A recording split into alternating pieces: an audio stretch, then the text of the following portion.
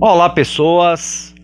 Olá, companheiros da instituição GELAC, que está promovendo, né, o projeto Conhecendo o Espiritismo, né, e que eu tive o prazer de ser convidado, que é justamente uma série de palestras falando dos princípios básicos da doutrina, né? Princípios básicos esses que às vezes são deixados de lado, né? E é muito importante que a base ela seja sempre sólida, né? Um prédio, o que mantém um prédio em pé é a base, né? Mesmo que a gente não veja, né? Então a base da nossa doutrina espírita, né, do espiritismo, é a codificação de Allan Kardec, né? O Livro dos Espíritos, que inaugura, né, a doutrina dos espíritos para a gente, né? E as outras obras da codificação indispensáveis, Livro dos Médiuns, Evangelho segundo o Espiritismo. Então hoje me coube aqui a missão, né, nesse quadro de falar dos princípios básicos da doutrina, né, nesse projeto, né, dos companheiros aí do GELAC, falar das 3 revelações de Deus, né, as 3 revelações divinas que constam no capítulo 1 de O Evangelho segundo o Espiritismo, né? Então já deixo aqui meu forte abraço a todos que, não só da instituição GELAC, mas já que o GELAC não está fazendo esse projeto só para os frequentadores do GELAC, não. Tanto que está aqui, né, na internet, no YouTube, para que seja do acesso de todos que tenham interesse realmente em estudar e aprender mais. Aqueles que não sabem, começarem a estudar, começarem a aprender, e aqueles que já estão na caminhada espírita, se renovar, né, reciclar o seu conhecimento sobre as bases da doutrina, que é muito importante. Nós temos sempre que estar nos reciclando, nos renovando, né, relendo os princípios básicos da doutrina, né? Ou poderia dizer assim, revisitando, né? Então, um forte abraço a todos, um forte abraço aos companheiros do Raciocínios Espíritas também. E vamos começar aqui, né? Sem mais delongas, esses princípios. Então, assim, a doutrina espírita, gente, ela é tida como o consolador prometido por Jesus. Acho que se ouve muito isso em palestras, seminários, qualquer lugar, né? É o consolador prometido, né? E justamente a doutrina espírita se faz realmente, né, esse viés da consolação, porque nos mostra, né, que por mais dura que seja a vida que possamos estar vivendo, né, ela não é a verdadeira vida, né? A verdadeira vida é a vida espiritual, né? E a vida espiritual ela é a verdadeira vida. Isso aqui é apenas um estágio, né, que nós passamos, um estágio de vivência, de aprendizados, né? Então consola-se com esse, é um conhecimento que consola, além de saber que nossos entes queridos não estão mortos, né, que a morte não existe. A morte existe só a morte biológica e não do espírito. Então a doutrina espírita vem como o consolador prometido por Jesus. Mas não só esse consolador, né? Ela é muito mais do que isso, né? Ela é uma terceira revelação, imagine. Então quando a gente chega no capítulo 1 do Evangelho, que é o Eu não vim destruir a lei, né? Eu não vim destruir a lei. Aí Jesus, na sua caminhada, era frequentemente tentado, né, a ir de contra as leis vigentes do momento, né, para pegarem ele em contradição. Ele disse, não, eu não vim destruir a lei, né? Agora a lei que ele estava se referindo era a lei de Deus. E o que seria isso, gente, lei de Deus, né? Chamamos também espiritismo de lei natural, ou a lei da natureza, né? Se é que eu entendo mais assim, né? Eu, assim, no meu entendimento, existe a lei natural, né, a lei de Deus, né, a lei universal, e as leis da natureza, eu botaria no plural, que são filhas, né, que são, eu esqueci a expressão agora, que são desdobramentos da lei natural, ok? Então, pronto. Então, no primeiro capítulo do Evangelho, nos mostra a primeira revelação na figura de Moisés. Agora sim, já no início do texto que fala, Moisés, a gente tem que saber separar a lei civil da lei de Deus, porque Moisés era um legislador que chegava a ser até ditador, né? E ele atribuía, né, a sua autoridade ao divino, né? Porque o que se justifica nisso aí, como diz no texto, justifica que era um povo ainda muito indisciplinado, pouco espiritualizado, que precisava de ter um Deus terrível e castigador para eles se disciplinarem, para eles realmente não se desencaminharem espiritualmente. E Moisés era como se fosse era como se fosse, não era, né? Era um guia para esse povo, né? Que libertou da servidão do Egito e acabou por se tornar um guia desse povo, né? Então, se é que eu acho que ele exagerou um pouquinho, né? É aquela coisa, né? Dê muito poder ao homem e veja do que ele é capaz, né?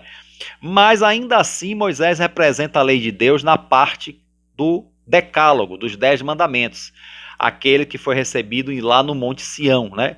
Que nós temos, né, historicamente como a primeira psicografia, né, registrada na história da humanidade. Não digo nem a primeira psicografia registrada, escrita, né?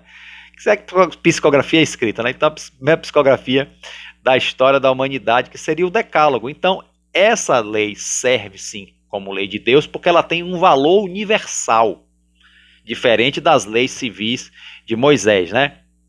Então, ela tem um valor universal. Então, apesar de que ela ainda está muito ainda na sua substância das questões religiosas do momento ali, né? Claro, mas ela tem um valor universal. Por que as questões religiosas do momento? Por exemplo, aqui, ó, o primeiro mandamento: eu sou o Senhor vosso Deus e vos tirei do Egito, da casa de servidão. Não tereis outros deuses estrangeiros diante de mim, não fareis imagem talhada, nem nenhuma figura de tudo que está no alto do céu e embaixo na terra, nem tudo que está no fundo das águas, né, sob a terra.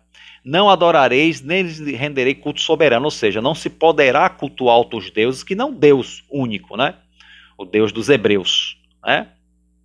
É assim, não tomei, aí vai o segundo: não tomei o nome do Senhor vosso Deus em vão, lembrai-vos de santificar o sábado, que era um hábito, né? Aí que ainda está substanciado os 10 mandamentos nos hábitos religiosos da época, né? Guardar o sábado era uma coisa que ainda, isso ainda é feito pelos judeus, né?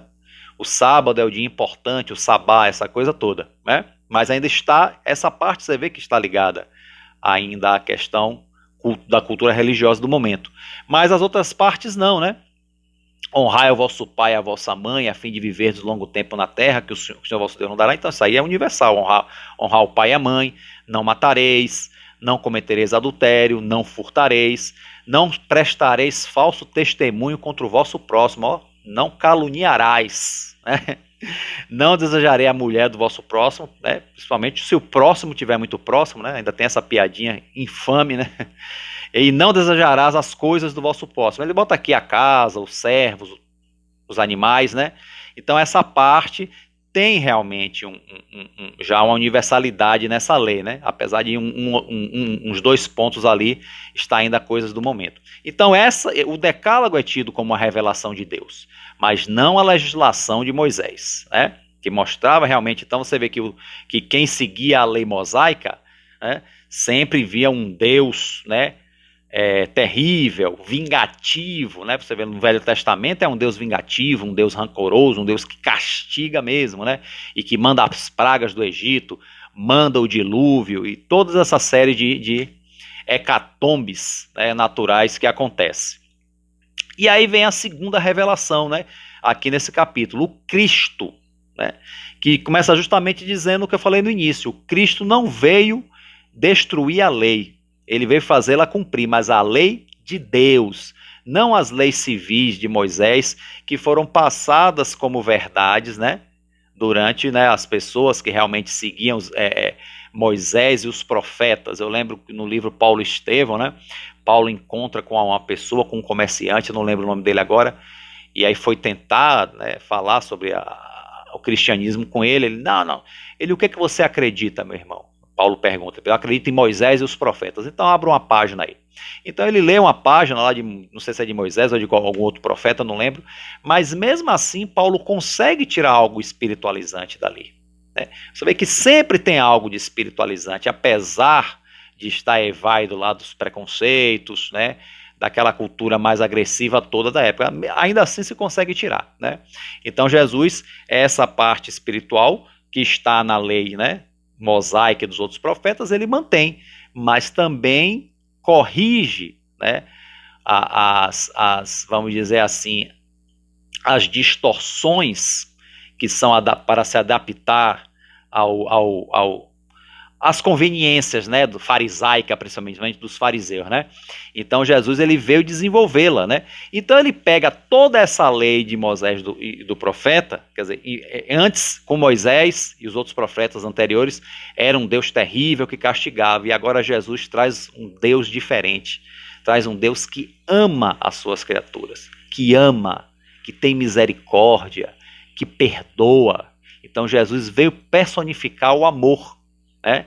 Pode-se dizer assim, a grosso modo, a lei mosaica personifica a lei, né, duramente falando, e Jesus veio personificar o amor. Não que com isso a lei deixe de existir, não, mas que nós podemos, né, que Jesus veio mostrar que nós podemos quitar os nossos débitos espirituais com a lei através do amor, e ele reduz todos os mandamentos anteriores a dois que parecem um, né? Que é amar a Deus acima de todas as coisas, quer dizer, Deus acima de todas as coisas. Deus, nosso supremo criador, causa primeira de todas as coisas. E amar ao próximo como a si mesmo, porque não se pode verdadeiramente amar a Deus sem amar ao próximo. A gente vai ver no capítulo mais adiante, né? E aí ele diz que nessa... Opa, um momentinho. Que tudo terá que se cumprir até o último iota, não é J, não é, porque J tem som de I na língua hebraica, eu aprendi, né? Tudo deverá se cumprir até o último iota, quer dizer, toda a lei de Deus vai ter que se cumprir na terra, né? Quanto tempo isso vai durar, ele não diz, né? Ao longo dos séculos, dos milênios, mas a chegar o momento que toda a lei de Deus, a lei de justiça, a lei de amor, a lei de caridade, todas as leis de Deus terá que ser cumprida até o último centil, até o último iota, né? Então assim, Jesus ele veio trazer, além de ensinar e exemplificar pelo amor, pela caridade, né? A caridade que é a prática suprema do amor, ele também veio dar sentido, né? Vamos dizer assim, como nós podemos nos reconciliar com Deus e não mais temê-lo, né? Não mais temer a Deus, não ser temente a Deus, e sim se reconciliar com Deus, ou seja, nos reconciliarmos com a nossa consciência, né? Que é onde Deus está. Nos reconciliar com a nossa consciência, como a gente pode tirar esse fardo, quitar nossos débitos, né? Das coisas ruins que nós temos e seguir o caminho do bem, que é uma forma de se reconciliar com Deus, né? E ele ensinou muitas coisas simples e outras um pouco complicadas, por parábolas. Por quê? Porque nem tudo estava ao alcance da compreensão naquele momento, né? Precisava que novas ideias, novos conhecimentos viessem para esclarecer, né? Mas ele lançou como germe, né? Então lançou como parábola, né? Como metáforas, para aqueles que tivessem olhos de ver e ouvido de ouvir, ouvissem. Aqueles que não ouviam, ficaria cada um a seu tempo, né? Até que as novas ideias viessem corroborar para que se compreendesse melhor essa lição de Jesus. E essas novas ideias vêm com a terceira revelação, que é o Espiritismo, né? Então, o Espiritismo ela vem revelar, né, como Kardec diz aqui, revelar por provas irrecusáveis a existência do mundo espiritual e suas relações com o mundo corporal, quer dizer, nossas relações, nós que estamos encarnados agora, com o mundo espiritual, né? Vem nos dar prova disso, que a vida continua, de que a vida verdadeira é a vida espiritual. E Jesus dizia isso, né? Jesus, de certa forma, já transmitia isso, só que de uma forma mais velada, né? Para cada um poder absorver ao seu modo. Mas hoje já não precisa mais isso. Hoje já temos conhecimento, já temos ciência, né, para compreender as coisas diretamente. Por isso o Espiritismo veio rasgar os véus que foram lançados, né, por cima de alguns ensinamentos do Cristo, né, que poucos entenderam na época, né? Então é como se diz, os tempos são chegados. Não, os tempos são chegados, eu não penso mais, quando eu falo os tempos são chegados de destruição, não, né? Os tempos são chegados de compreensão, né? Então o Espiritismo vem nos trazer essa compreensão, né? Vem acabar com coisas que nós pensávamos que era sobrenatural, o maravilhoso sobrenatural. Não, hoje são coisas naturais, as manifestações espirituais, a existência dos espíritos está dentro das leis naturais da vida e nós procedemos de lá. Nós estamos aqui, mas não somos daqui. E quando a gente desencarnar, nós não vamos para lá, nós vamos voltar para lá. Né? Então, assim, o Espiritismo veio nos dar, né, esse esclarecimento como consolador prometido que é. Certo? Deixa eu dar uma olhadinha aqui. E o Espiritismo fala, como Jesus disse da lei, eu não vim destruir a lei, o Espiritismo também também afirma, eu não vim destruir a lei cristã. Muito pelo contrário, veio dar cumprimento, veio esclarecer o que não foi compreendido, veio ampliar o que Jesus ensinou, né? Veio, na verdade, disseminar, espalhar para que chegasse a mais pessoas. Por quê? A primeira revelação está personificada em Moisés, que é um homem. A segunda em Jesus. A terceira revelação, o Espiritismo, não está personificado em ninguém, né? Como diz Kardec aqui, são as vozes do céu, em todos os pontos da Terra, em todos os pontos do globo, que vêm nos falar, né? Então não está personificada em ninguém. Ainda assim, não diz nada ao contrário ao que o Cristo diz. Muito pelo contrário, como eu disse, né? Completa, explica, esclarece, né? Leva o entendimento a todos, não? Porque são os tempos que são chegados para nós recebermos esses esclarecimentos espirituais. Para muitas pessoas, a gente dizer que o Espiritismo é uma revelação, né? Alguns dizem que nós somos arrogantes, né? Queremos ser melhores do que os outros. Não, nós não somos arrogantes, muito pelo contrário, né? A gente, como compreendemos bem o Espiritismo, a arrogância é uma coisa que a gente tem que deixar de lado. Na verdade, o Espiritismo se mostra naturalmente assim, como a terceira revelação, porque antes do Espiritismo nunca houve uma igual. O plano espiritual, sim, vamos dizer assim, a doutrina da reencarnação sempre existiu, não? Nas religiões orientais, por exemplo, os sistemas filosóficos do Oriente, né? A reencarnação só nunca foi muito uma crença no Ocidente, né?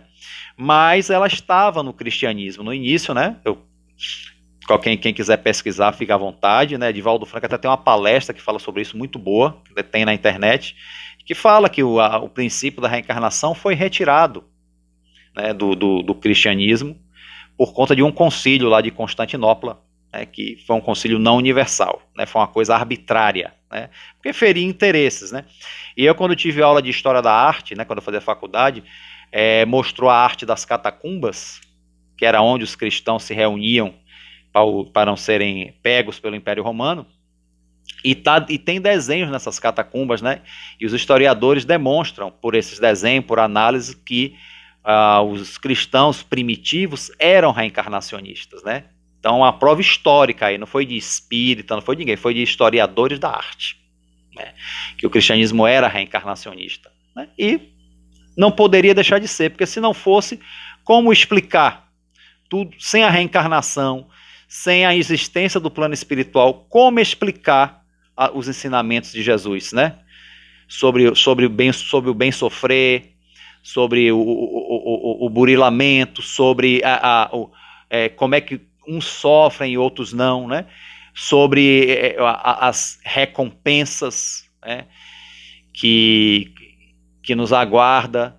Quer dizer, todo o ensinamento de Jesus, assim, só tem sentido com a existência da reencarnação, né? Que não é uma doutrina nova, é uma doutrina melhor analisada pelo Espiritismo. Vamos dizer que pegou a reencarnação e se fez uma análise mais racional, uma análise dentro da lógica, né? Então a gente vê que a lógica, né, da justiça, a reencarnação está totalmente dentro da lógica da justiça de Deus, né?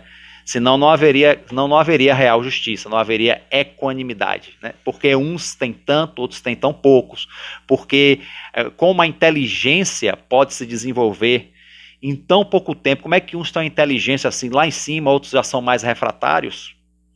Né? Como é que pode? Quer dizer, que cérebros são criados de forma diferente? Acho que não, porque já analisaram o cérebro de Einstein e não viram nada diferente. Que eu lembro que queriam ver alguma coisa diferente do cérebro dele, não, o cérebro físico, porque não é o cérebro é só o veículo físico, e que nós usamos, segundo dizem, apenas 10%. Eu acho que com a evolução espiritual, quando a gente se espiritualizar mais, a gente vai começar mais a usar áreas do cérebro que a gente não usa. Né?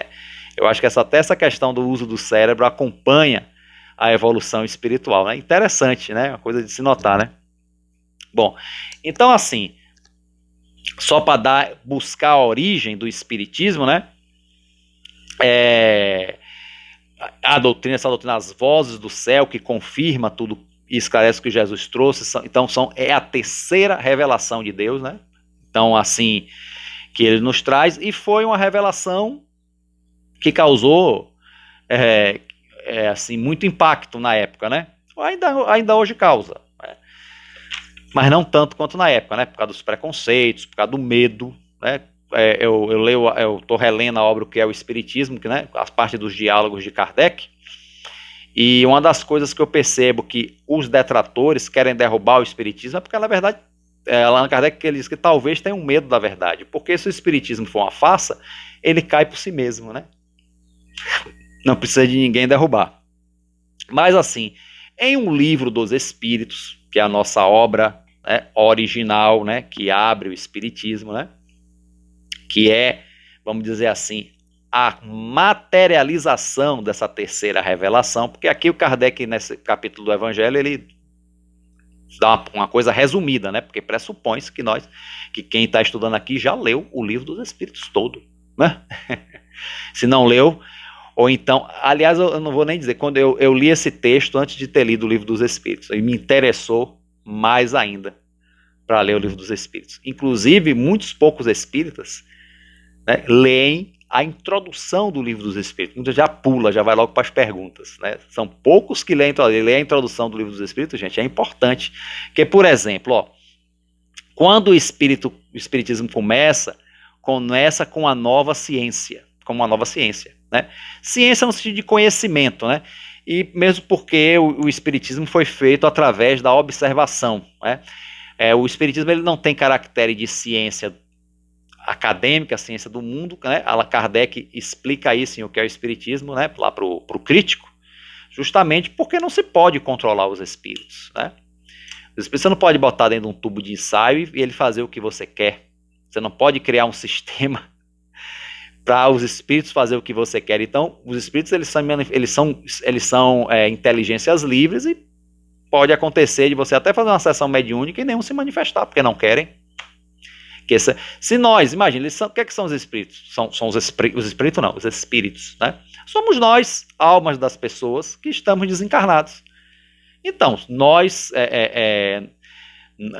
aqui na nossa condição de encarnado não gostamos de ser coagidos a nada, imagine os espíritos que são consciências livres. Então, se não for para coisas úteis, eles não chegam junto, a não ser os espíritos zombeteiros, né? Se você é a pessoa que faz trabalho mediúnico sem um viés sério, pode ou obter resultado nenhum, que é até melhor, ou obter resultado através de espíritos zombeteiros, que aí é um grande problema. Né? Então, temos que ter cuidado. Mas o espiritismo é uma ciência, então também, como Allan Kardec diz, é uma ciência de observação, não de adivinhação, nem de prosélitos. Então a gente observa o que acontece. Quando acontece, a gente observa, a gente aprende, a gente anota. Né? Então é assim que o espiritismo vem desde o seu berço. Né? Então, assim, então por isso que ele tem esse caractere científico, né? Porque Kardec ele pegava as questões do Livro dos Espíritos, testava com outros médiuns, né? Em várias partes da Europa, até na América, segundo eu soube, e aí via se as respostas batiam. Então, as respostas que batiam eram as respostas válidas. E assim foi feito o Livro dos Espíritos, né? Deu trabalho, Kardec não sentou, fez, diga aí, o que é Deus? Aí foi escrevendo. O que é isso? O que é aquilo? Né? Você vê que foi um trabalho. Né? Cada pergunta, cada resposta era avaliada minuciosamente. Cada resposta dada a cada pergunta. Para poder ir para a publicação de O Livro dos Espíritos. Né? Porque pelo caractere sério e de terceira revelação da doutrina espírita. Por exemplo, teve-se que criar uma palavra nova. E aí está na introdução do Livro dos Espíritos, que muita gente não lê, né? Conhecimentos novos requerem palavras novas. Então, espiritismo foi uma palavra criada por Kardec. Espiritismo não, espiritismo, né? Que é uma palavra em francês, que nós traduzimos para o português ficou espiritismo. né? Espírité, que traduzindo para o português ficou espírita. Então, espiritismo e espírita são palavras, são traduções de palavras criadas por Allan Kardec para uma ciência nova, porque ele não podia usar a palavra simplesmente espiritualismo. A pessoa fala, por que não espiritualismo? Porque espiritualismo é um termo muito genérico, né, que compreende muitas correntes de religiosas, né, correntes religiosas, e de pensamentos, né, pensamentos, filosofias, várias, usa o termo espiritualismo. O espiritualismo é simplesmente o que é, a grosso modo, o que é espiritualismo? É o oposto de materialismo, né? Então, basta a pessoa não ser materialista, ela é espiritualista, mas não necessariamente espírita, né? Então, óbvio que todo espírita é espiritualista, mas nem todo espiritualista é espírita, né? Então, precisou se criar essa palavra nova, está na introdução do Livro dos Espíritos, dei uma olhadinha lá, né? Na sequência, na introdução ainda, ele bota o termo alma, que nós usamos alma como sinônimo de espírito. Para fins didáticos, Kardec coloca a alma como um espírito encarnado. Então é o que eu estou aqui agora, eu sou uma alma, porque eu estou um espírito encarnado, estou num corpo. Então, em termos didáticos, ele bota isso, né? Mas aí isso é um termo bem didático, para a gente conseguir compreender, né? Alma, perispíritos, ligações espirituais. Então ele já dá toda uma introdução, na introdução, sobre este conhecimento novo que surge, né, com essa publicação de O Livro dos Espíritos. Deixa eu pegar uma pesquinha aqui. E aí obviamente, né, quem pula a introdução por os ploregômenos, é difícil falar essa palavra, né, ploregômenos. Olha, eu nem fico chateado, porque o próprio Divaldo Franco teve dificuldade, né, se foi verdade o que apareceu no filme, né, ele teve dificuldade de falar essa palavra, e Divaldo Franco tem um vocabulário maravilhoso, então eu nem fico com vergonha de ter dificuldade, né. Lê os ploregômenos também, né, e a gente pula para a questão 1, que é o que é Deus, né. Acho que assim, acho que a pergunta que grita, né, pô, o mundo espiritual existe, então Deus existe, né, e o que é Deus, né. Então, a inteligência suprema, a causa primeira de todas as coisas, o criador de tudo, que é onisciente, onipresente, imutável, né, soberanamente justo e bom, né? Então, então está aí toda a justiça, toda a bondade. Então, é a causa primeira de todas as coisas, né? É como assim, dentro das 3 revelações de Deus. Então, acho que é o conceito mais abrangente, é o do Espiritismo. O que Jesus traz, sim, que Deus é a representação do amor, do perdão, tal, porque o Jesus traz essa parte, né, realmente da bondade, da misericórdia divina acima de tudo, né? E que o Espiritismo abraça isso, com certeza. Mas o Espiritismo deve ampliar também esse princípio, né? Que talvez Jesus tivesse dito ao tempo dele, talvez causasse algumas incompreensões, né? Como se diz, né? Precisava que a inteligência humana se desenvolvesse mais para compreender certas coisas. E até esse conceito de Deus, que para nós parece tão simples, na época de Jesus podia ser um problema. Na época de Moisés, então, nossa, né? Então, a causa primeira de todas as coisas, né? E que tem os seus atributos, que tem os seus atributos, que é a imutabilidade, né? Deus não está à mercê das mudanças, né? Porque Deus é a perfeição, né?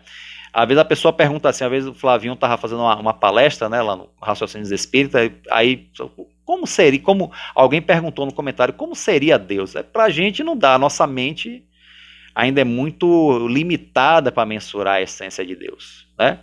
Se a gente quiser uma referência melhor de Deus para a gente, até o momento é Jesus, porque Jesus foi o maior representante das leis divinas no nosso mundo. Então, Jesus, por enquanto, é a nossa referência, né, da essência de Deus. E, além disso, a nossa mente ainda não dá, né? Então, vamos ir até onde a gente pode, né? Entender a nossa essência, que o Espiritismo, né, essa terceira revelação nos traz, né, que nós vivemos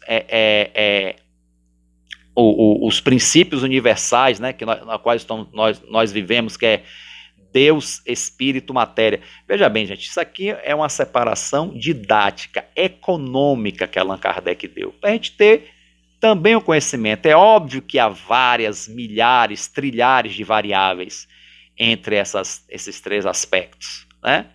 Então, por exemplo, Deus, Criador de todas as cores, Espírito, né? Nós somos espíritos, os seres inteligentes da criação, que nós somos, nossa essência, matéria. Todo o resto ele bota como matéria. Mas a gente sabe que matéria, quer dizer, tudo que não é Deus e não é espírito é matéria. Então a gente vai perguntar, então luz é matéria? O plasma é matéria? O nada? Diz que não existe nada, tem sempre preenchido por alguma coisa. Então tudo é matéria? Então é uma coisa realmente que dá um nó no cérebro. Então, assim, matéria em termos gerais, né? Em termos gerais. O que nós podemos seguir é a questão do fluido universal, né? Ou fluido cósmico universal. Porque o Kardec, no Livro dos Espíritos, usa a expressão fluido universal. Só, eu acho que no céu e inferno, que ele vai usar cósmico, vai adicionar a palavra cósmico universal, né? Mas fluido universal. Então, podemos pensar Deus, Espírito e fluido universal, né? Que em suas infinitas variações nos dá todo tipo de matéria tangível e não tangível, né? Não tangível. Então, isso aí fica mais fácil, né, de entender essa questão, o ar, as moléculas, o átomo, né, a radiação, né? E por aí vai. Então, você vê que se a gente for realmente mergulhar, a gente não tiver a mente adestrada, pode dar uma pane, aquela travada igual no computador, né? Mas estamos aí, estamos aprendendo, pelo menos já pensa sobre essas coisas, né? Coisas que não pensávamos antes de adentrar nos domínios do conhecimento espírita. Isso é que é interessante, né? A nossa mente já segue caminhos diferentes, sai do lugar comum, sai do banal, né? E já consegue sintonizar com algo diferente, com algo que pode não dar um resultado prático no momento, né? O espiritismo não é necessariamente conhecimento imediatista, tem coisas que não têm resultado prático no momento, mas que já adestra a nossa mente para as coisas espirituais, né? E isso aí sempre é necessário, sempre vai nos trazer um benefício, não uma coisa assim instantânea, né? Imediatista, mas nos traz. Sim, né? O que traz uma mudança instantânea e imediatista é a nossa reforma moral, né? Porque a gente pode, assim, nós reformamos moralmente, a gente não muda o mundo, né? Mas nos renovando, a gente vive melhor nesse mundo, né? A gente se renovando interiormente, moralmente. Porque é o Espiritismo, a ciência. O que é o Espiritismo? É uma ciência, como Kardec diz, é um conhecimento científico, filosófico, com consequências morais, né? Não é simplesmente um conhecimento de analisar, existe espírito, existe, legal, anota, vamos fazer uma dissertação, não. Isso também, né?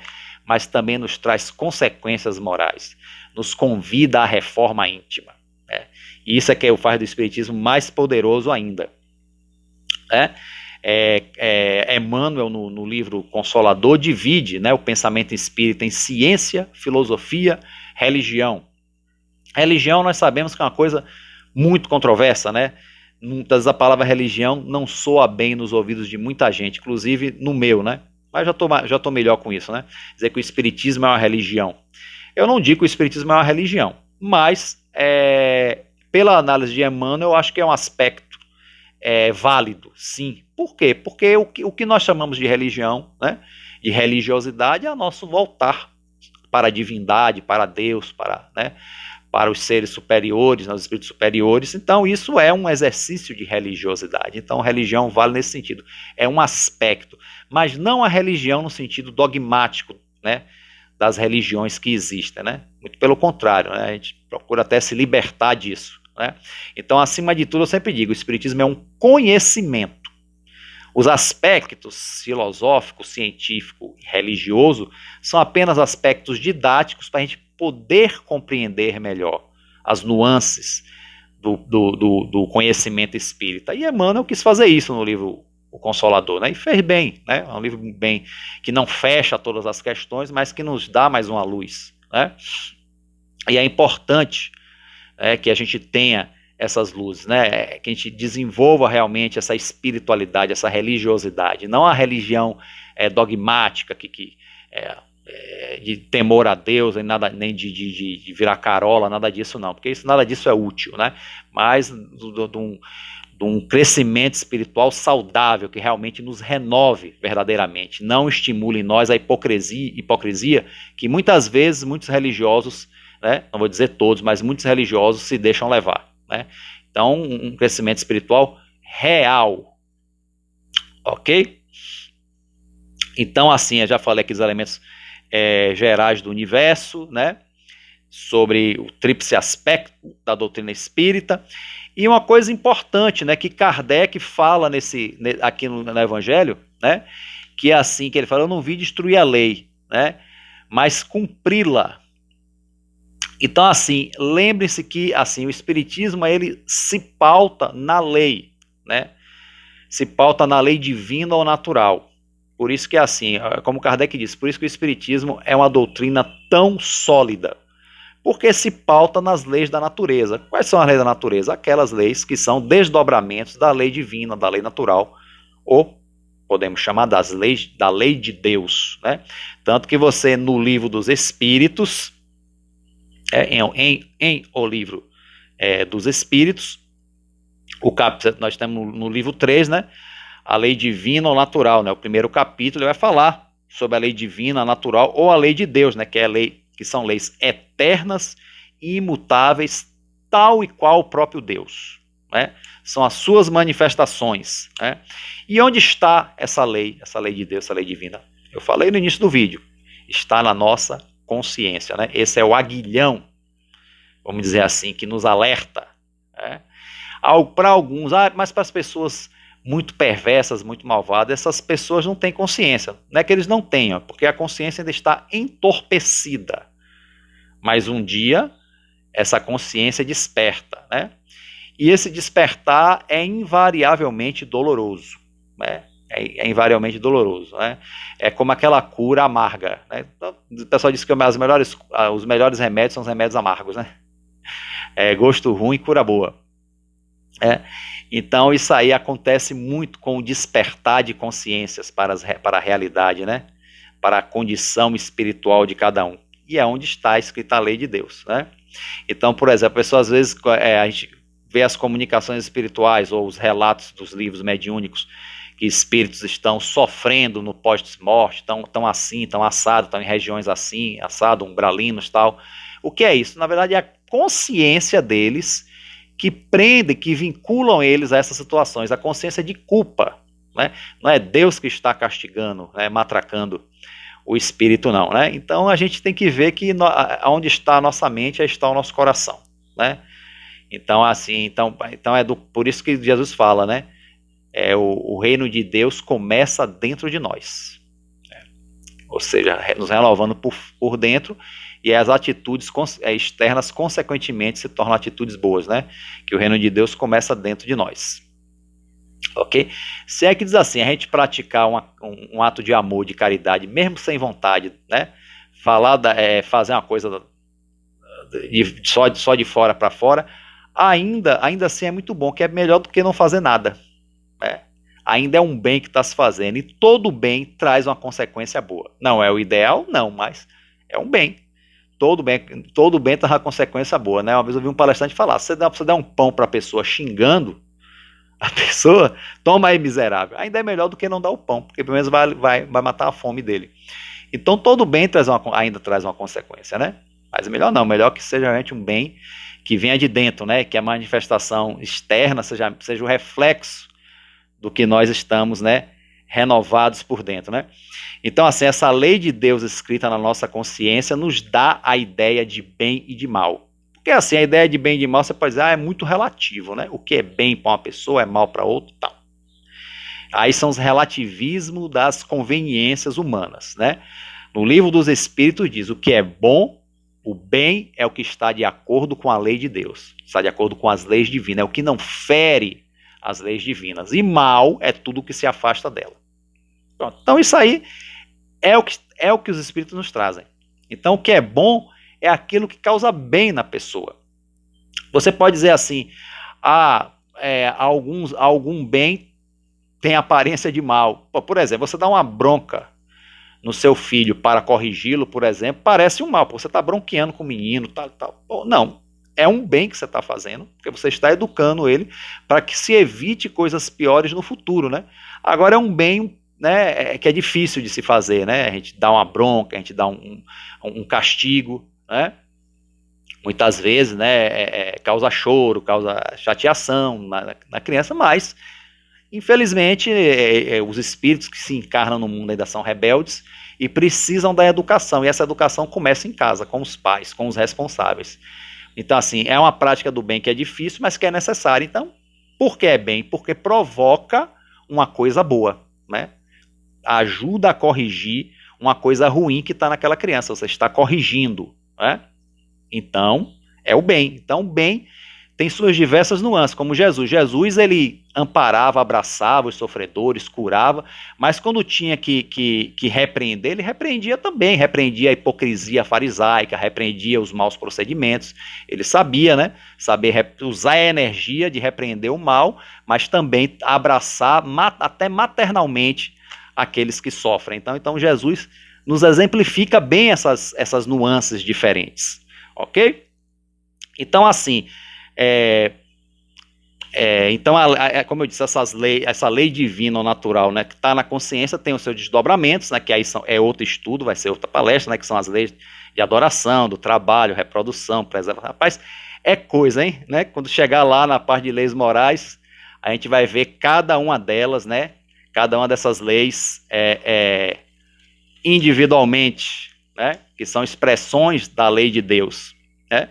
E aí eu já chegando aqui, né, ao final do nosso vídeo, né, relembrando, né, né, a verdadeira essência do espiritismo é buscar a essência do cristianismo primitivo, que é o cristianismo como Jesus nos deixou, sem as deturpações, sem as variações indevidas, né, e dá o verdadeiro sentido dos ensinamentos de Jesus, que foram muito deturpados, muito ainda, e ainda são. Então, o trabalho real do espiritismo é esse, é buscar a essência do espiritismo, do cristianismo primitivo, né, trazer essa essência e ampliar os nossos conhecimentos. Ampliar, você vê como já é uma riqueza, só o livro dos Espíritos já é uma riqueza, né?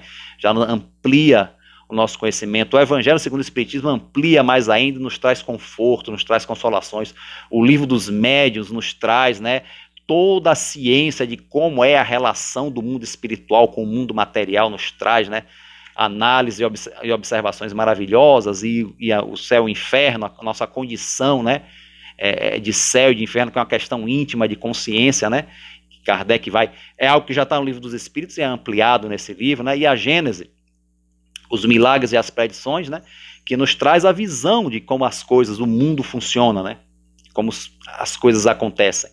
Então é interessante, né, que demonstrar qual a riqueza, em tamanha riqueza que é o Espiritismo, não há a falta de lógica nenhuma dizer que ele é realmente a terceira revelação, é a terceira revelação de Deus, é a terceira revelação divina que são trazidas pelas vozes, né, as vozes, vamos dizer assim, vozes proféticas, né, do plano espiritual superior, presidido pelo Espírito de verdade, ou da verdade, né, depende da tradução, né, da verdade, que uns dizem que é o próprio Jesus, outros dizem que é um representante dele, ou que o Espírito da verdade seria um grupo de espíritos superiores.